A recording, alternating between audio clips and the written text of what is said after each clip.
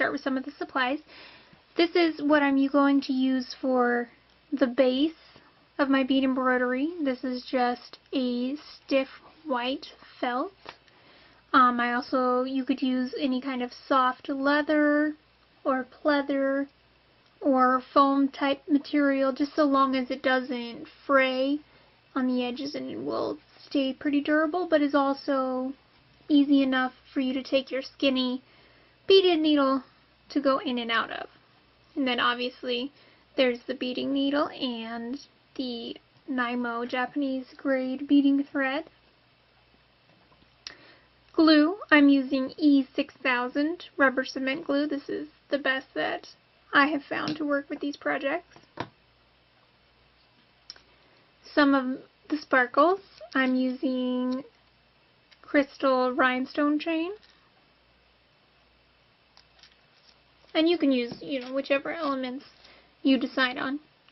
I'm also using some of these half-cut synthetic pearls. And then for the beads, I'm using 11 O's for size. These are short hex cuts.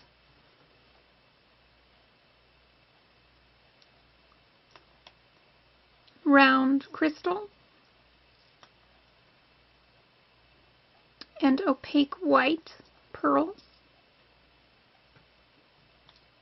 So that's 3 different kinds of beads, but they're all in the same realm of crystal or white.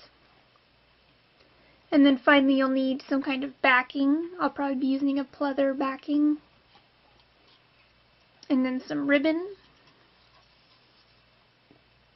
to tie the headband around. So for starters, I'm going to cut a piece of the felt for the headband base. I'm going to just measure out about 10 to 11 inches, which, usually goes about to the end a little bit more. So I'll go to about there and about yay wide, just to make it wide enough to cover my design and give me some room to wiggle.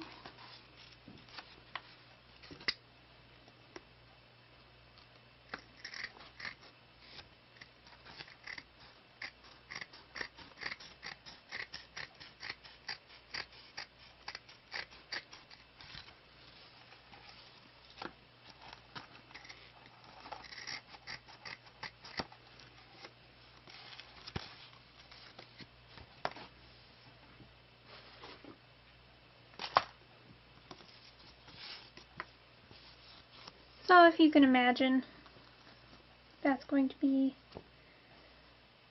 the base of the headband. And you can use either side. Now I'm going to put down my decorative elements before I start any beading. So first I'm going to add the crystal rhinestone chain by taking my glue, starting at the end, and drawing a gradual zigzag pattern from the top to the bottom. And I'm all for more natural, artistic forms, so if you want these to be more uniform, you can get out your measuring tape and make sure that each wave is the same size, but I don't really pay too much attention to that part.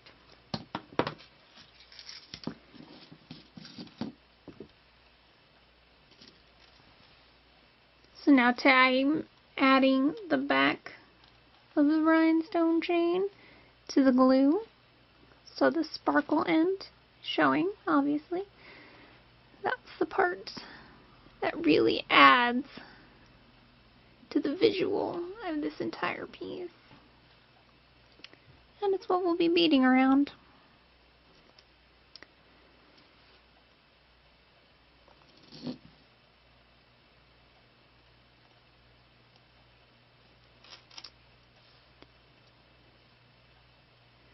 and kind of smoosh it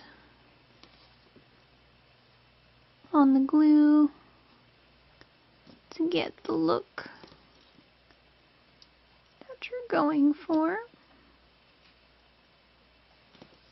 And then I'm just going to cut the end off here.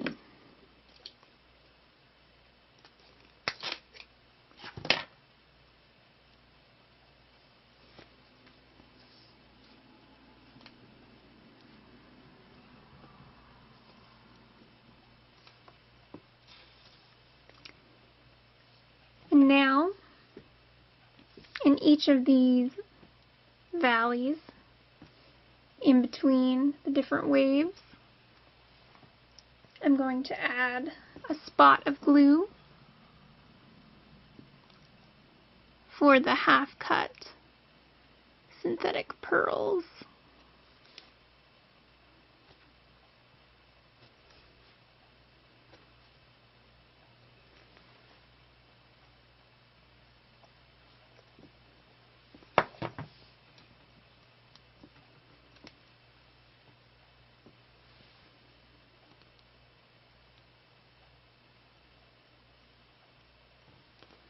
The only thing that you want to make sure is that you add about the same amount of distance in between the pearls and the rhinestones on each place. So if it's about a width of one row of beads, then you'll want it to stay consistently one row of beads all across. This one looks like it's about 2.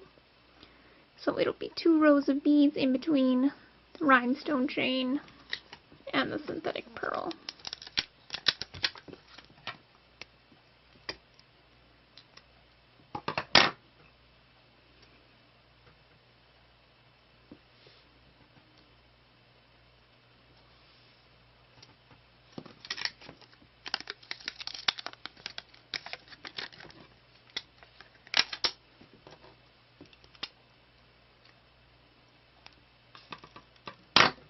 My scissors all sticky. And I'm using all white and crystal colors because I'm making a bridal headpiece. But I do encourage you to explore and use colors of rhinestones, of beads, and of pearls or rhinestones to match whatever outfit you need a headpiece for.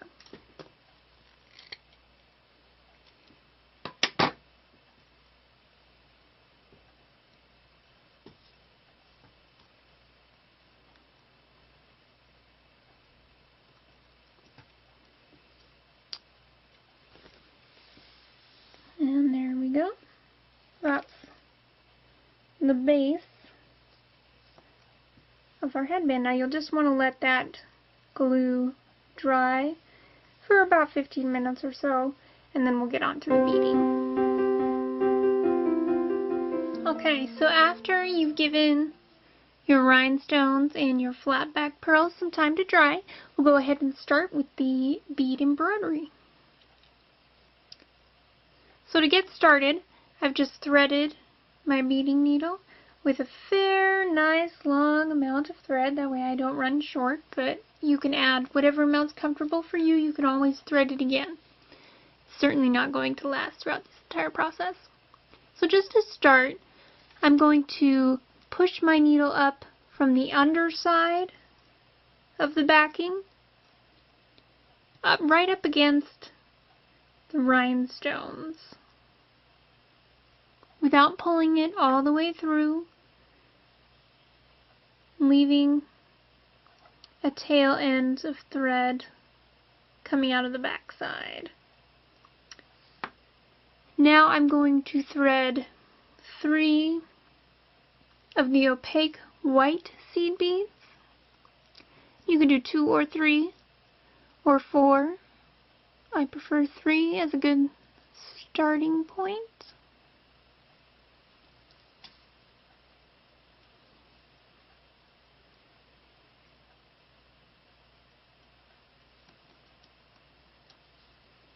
And then I'm going to, while holding that back tails to make sure it doesn't go all the way through, I'm laying those beads up against the rhinestones and then threading my needle back through the backing at the end point of those 3 beads that I just added.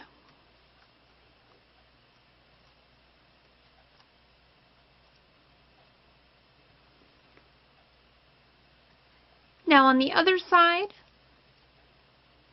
I have the tail end of my thread and the long ends.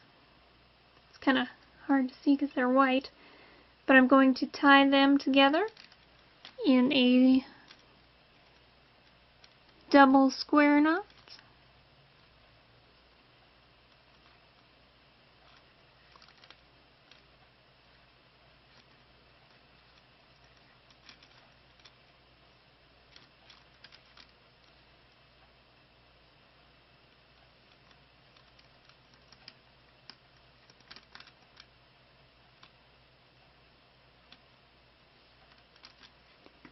And then I'm going to trim the axis of that thread tail. Now the key thing about bead embroidery is when you go back up through the backing, you thread to the center point of the last bit of beads that you just added, so up next to the second, or right before the first of those last 3 beads I added. And then I'm going to thread through. Again, it's kind of hard to see because they're white on white, but I'm threading back through and coming out of the beads that I just added. And this is my starting point for my bead embroidery.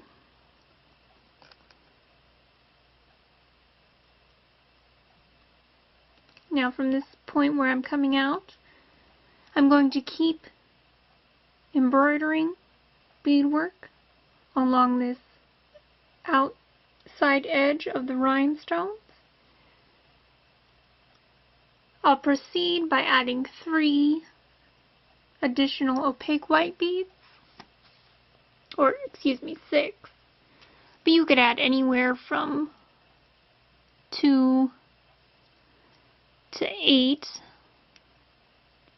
I prefer 4 or 6, as if you get too many at once it becomes less sturdy. A smaller amount, especially for tight areas, can be more stable. Tight areas meaning like on the inside of these curves, for example, or while you're going around small circles, then I'll probably do 4 beads at a time. But for now I'm doing 6. So I thread those on, lay them against the rhinestones, and put my needle back through at the point where that amount of beads ends.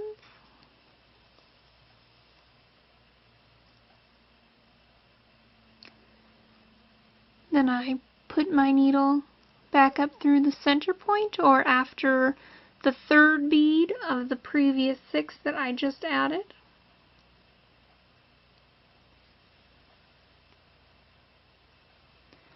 And thread it back through the additional 3 beads from the 6 beads that I just added. And now I will continue to do that, adding 6 beads at a time for the rest of the area around the chain of rhinestones. Okay, after you have beaded the white opaque beads all the way around the rhinestone chain, thread back through some of that beadwork until you reach a point right next to one of the flat back pearls. And now what I'm going to do is I'm going to use the clear round seed beads and bead around the flat back pearl. And because it's a tighter circle, I'm going to add 4 of the beads at a time instead of 6, but you can use whatever you feel is comfortable. And the cool thing about bead embroidery is it's not so much about exact number of beads or exactly what size they are. Because if you're using slightly larger beads, you can just add less. If you're using slightly smaller beads, you just add more. And you can add as many per stitch as you feel is sturdy.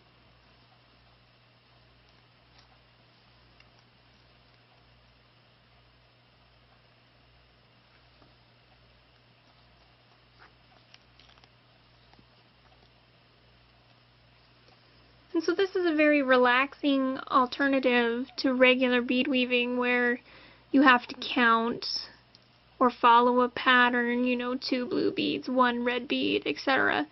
You just kind of have to go with the flow when you're bead embroidering. And so you don't have to pay as much attention, you don't have to add and subtract, and do a bunch of math. Not that that's bad, but sometimes you just want to stitch on something while you're watching TV or listening to an audiobook, which is my favorite thing to do when I'm beading. So it's kind of a nice alternative.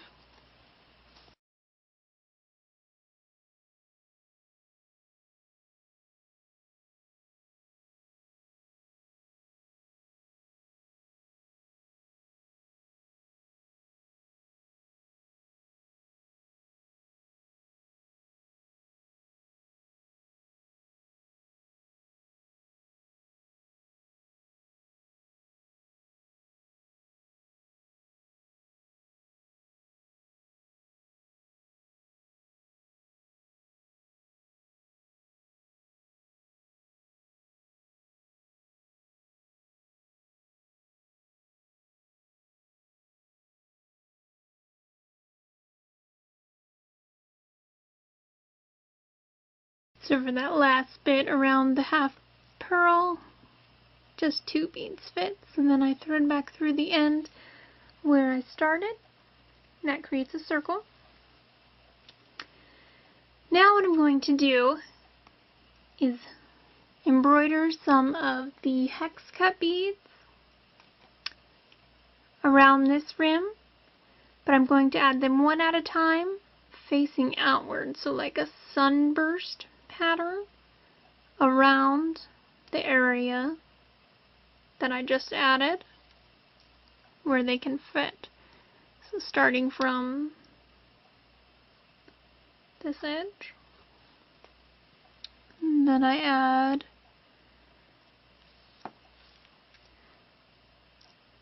a single hex cut bead,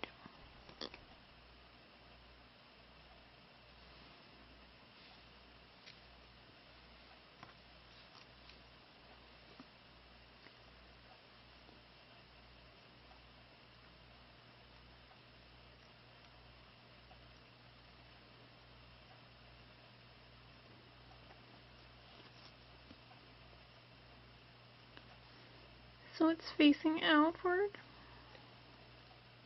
and I will continue to do that all the way around.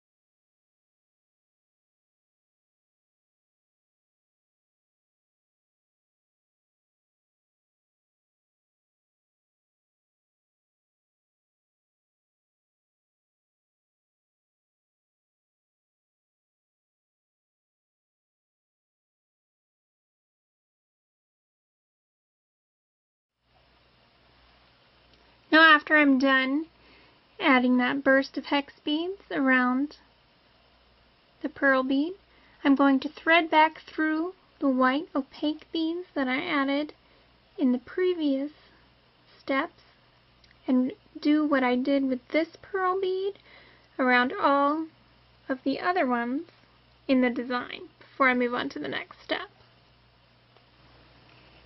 Okay, so after you have beaded around each of the pearls and surrounded them with the hex cut beads, and I've gone all the way up and down the pattern, so now I have my thread and it's coming out of the back end, and it doesn't matter where you end up when you're done with this step. So it's coming out of the back end, and I'm just going to make sure that I don't accidentally cut my thread when I go through this next step.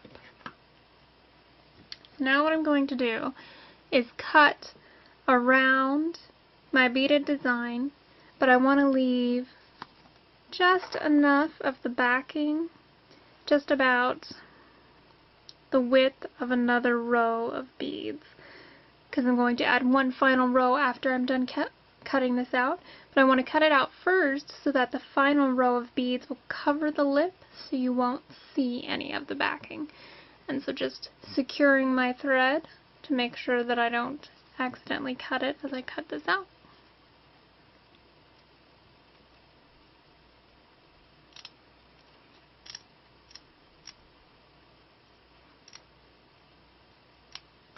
And if you do accidentally cut some of your stitching on the back, you'll just have to go back in and repair that area by tying your thread again to the area that you cut and rebeading that portion, which it's kind of a pain, but it's not the end all if it happens.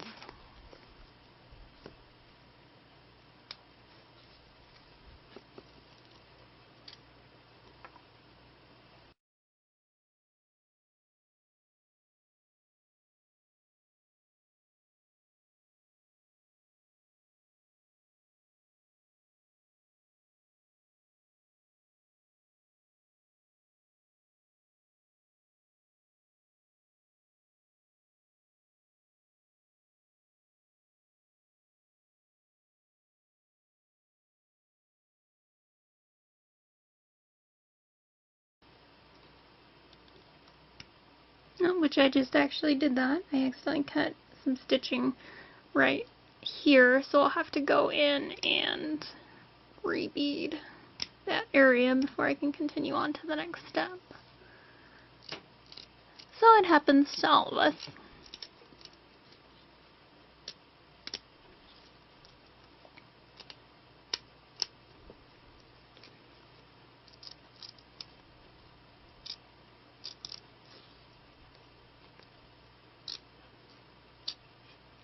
And you may notice that I'm using a smaller pair of scissors. I just find it easier to do the tighter cuts and shorter turns with the smaller pair.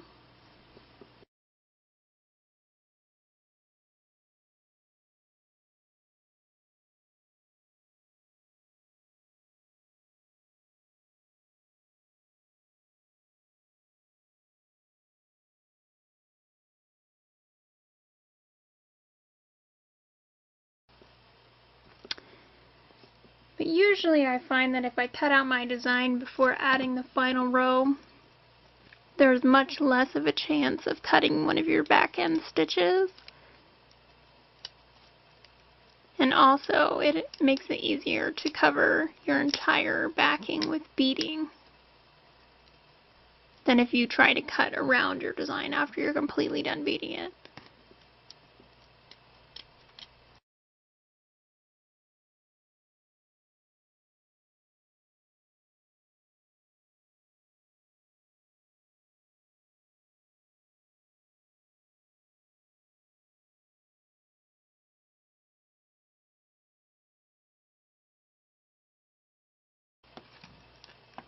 So I'm going to go back and fix that spot where I messed up right here. And then what I'm going to do is bead around the entire design to cover up this lip, with some of the clear crystal beads. And then we'll go on to the next step. So now I have added a final layer of beadwork around the cutout piece, and this final layer was the clear crystal seed beads. And I went all the way around the design and tied my thread on the back. So now the bead embroidery piece is complete and ready to be attached to a backing and the ribbon for the headband tie. So to attach the ribbon, all I'm going to do is flip the piece so the back is facing up, and then I'm going to glue a long piece of ribbon, long enough so it can tie around your head in a bow or comfortably. You could even use a piece of ribbon that's long enough to tie the headband around your waist as a sash or a belt.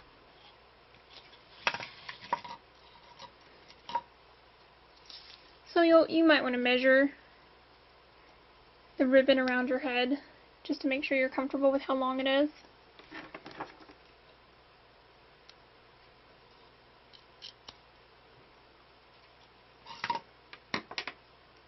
And also it's a good idea once you cut the ribbon to use a lighter and apply some heat at the edges when you're done so that they don't start to fray. So fold your piece of ribbon in half.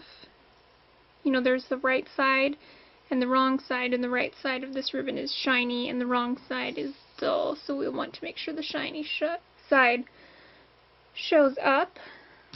So I'm taking the center of the ribbon, placing it approximately, it will go the center of the piece so that both of the sides are fairly even, so that it'll be easier to tie.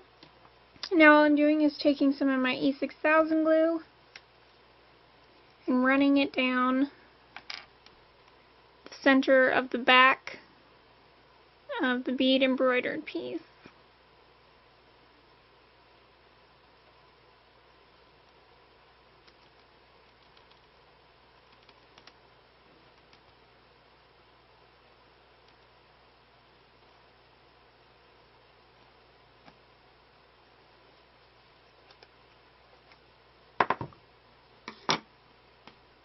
Putting the right side down, setting the ribbon on top of that stream of glue, and patting it in place. And we'll let that dry for just a few minutes, and then we'll add the backing. Okay, after a few minutes, once the ribbon is securely glued on there, go ahead and cut out a piece of backing. I'm using a pleather backing. It's very thin, metallic on one side, regular fabric on another side. But the most important thing is that you use a backing that doesn't fray or won't fray very easily. I'll be sealing the edges of this backing just to ensure that it doesn't fray. But now what I'm going to do is apply another layer of E6000 glue to the back of the embroidered headpiece and the ribbon that's on top of it, and then glue the backing on the top.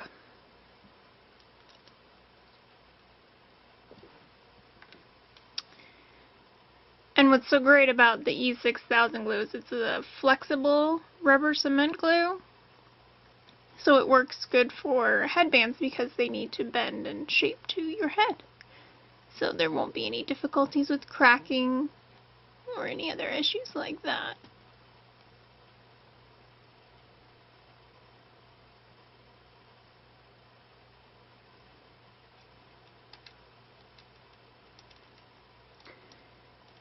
Just make sure that you get the edges as best you can without having too much excess glue glop over, and if there is excess glue you can just wipe it off.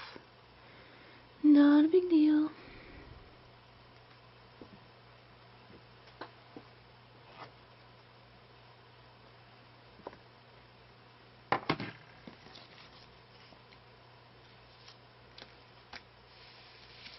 Press that.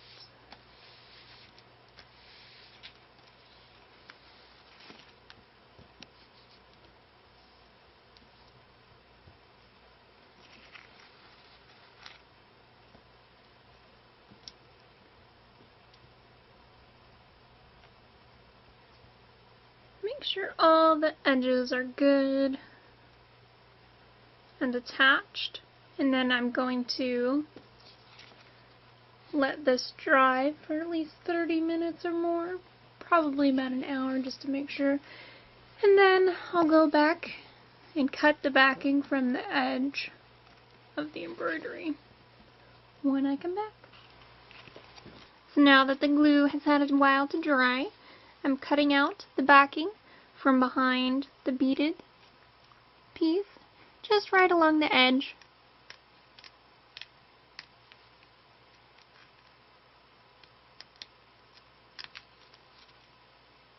And I'm opting not to cut the part where the ribbon shows, but you can if you want. Either way works fine.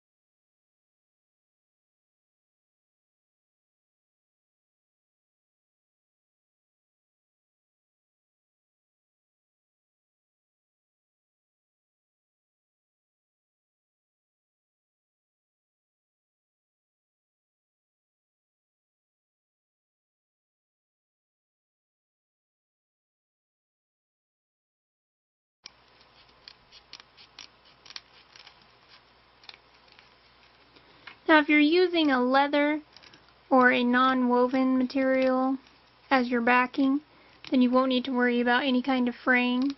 But since this is technically a woven material, I'm going to coat the outer edges with a layer of some clear fingernail polish, just to ensure that it doesn't fray after heavy use, being worn a lot, that kind of thing. You want to do whatever you can to prolong the use of your finished pieces.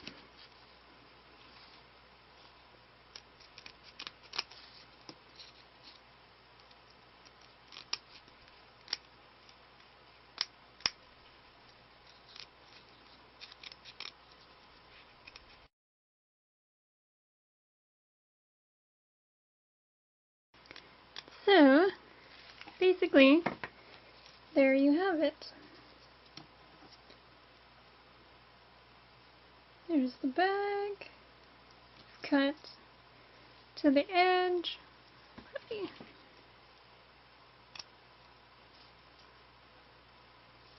Trim off any of the little bits that are still hanging out.